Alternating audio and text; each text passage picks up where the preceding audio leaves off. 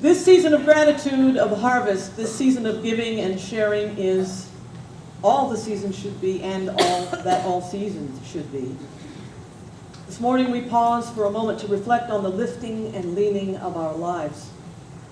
And as we do each year, this time of year, we consider the realities of hunger and want in this world, in which there is already plenty. Each time in preparation for this service, I go back to my research and I review all the statistics and I study the differences between last year and this. And I must tell you that while the facts on who goes hungry and who does not in our world have improved, they have not improved enough and not fast enough. In 1996, the World Food Summit set a goal of reducing hunger across the world by half by 2015. It was more than 900 million measured at that time. But we met that by less than 25%. So we are grateful, yes, that there are 200 million less people going hungry today, but we have 795 million to go.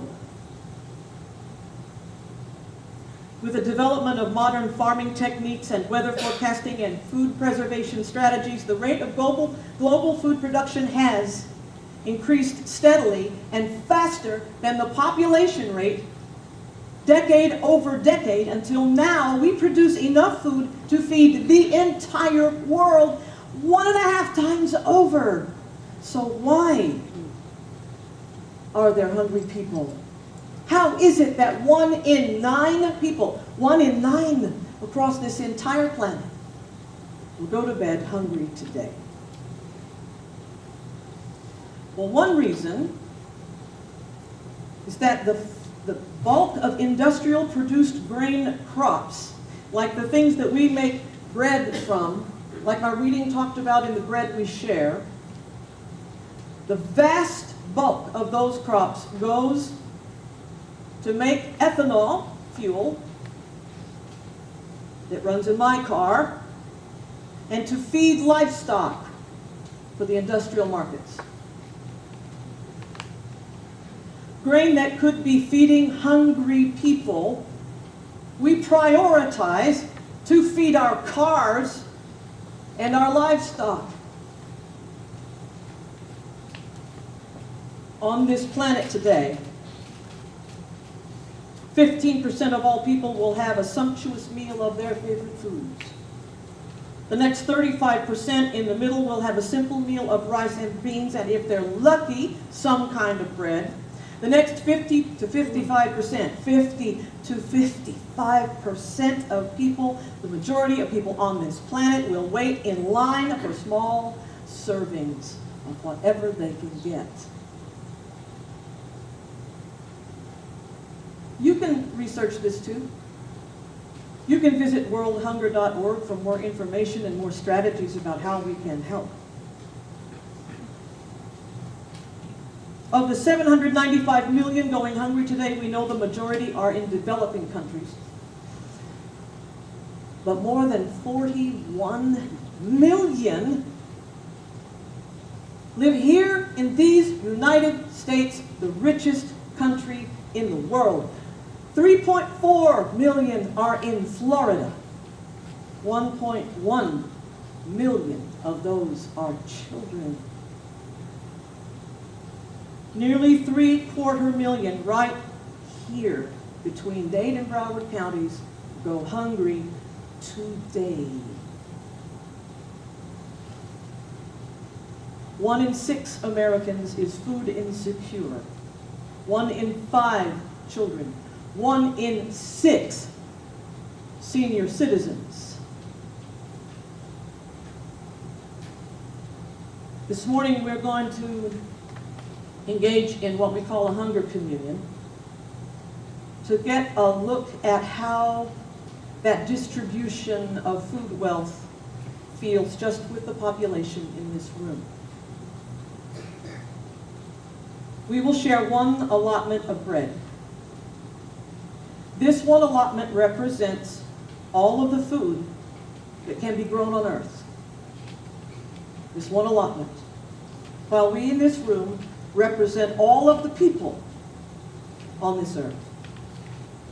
Each of us will be standing in for tens of millions of men, women, and children on our abundant earth that can easily feed all her people if only we would. So let's envision the statistics this way. All of you over here, on this side of the aisle, all of you are hungry all the time. All of you are hungry all the time, every day of your life, because you never have enough to eat. Most of you on this side of the aisle are, in fact, children, because the majority of the truly hungry people in the world do not get enough nourishment to grow up into adults. Now you over here on this left side of the room, you have more of Earth's food. You will live longer. But most of you, combined, all on this side, do not have as much as the people in the first 3 rows.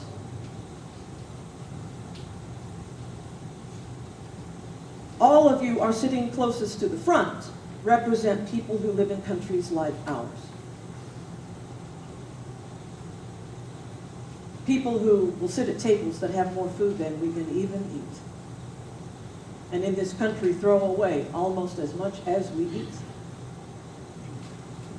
Now in the Hunger Communion, this one allotment represents the bread of life, all the food in the world that is available in plenty to feed all of its people, and all of us will share it. So here's how we're going to do it. First, take a look around the congregation and watch your step. Take a look around the congregation. Just see who's here. Just take a look at the distribution of people.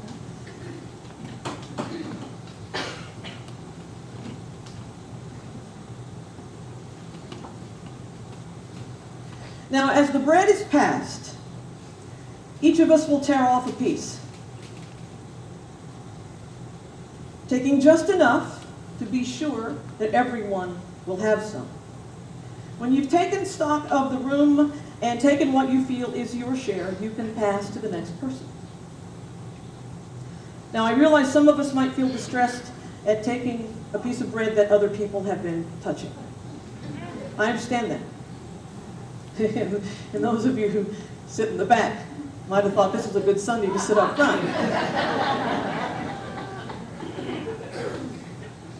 But this distracts us from the point. So here's how we'll do it. Each bread, each half of this loaf will be wrapped in cloth. So you can hold the bread with the cloth and take your piece out. Okay? If it still bothers you, that's okay. You don't have to eat it. Just hold on to it for the length of the ceremony, and then you can share it with the birds on the way out. And in this way, we also take care of our relatives who walk the earth on 4 and 2 and wings. And don't forget, if we would help to heal this world, we ourselves must also be healthy enough.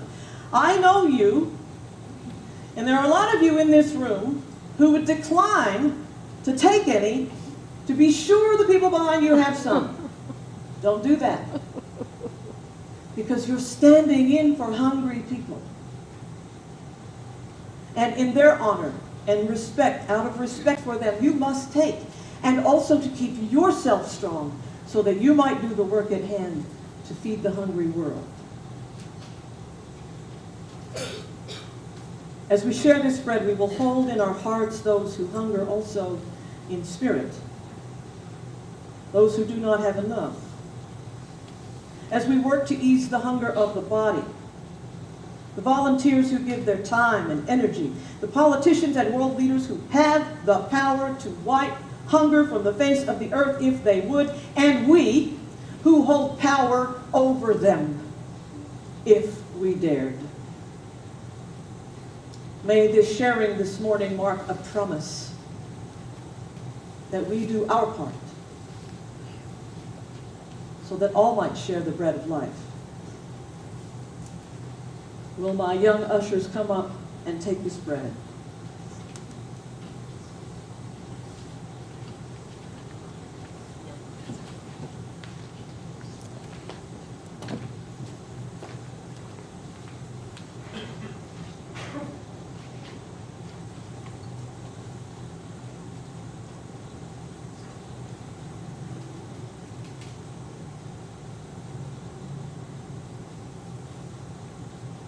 This morning, took a portion and we gave a portion, and still plenty there is.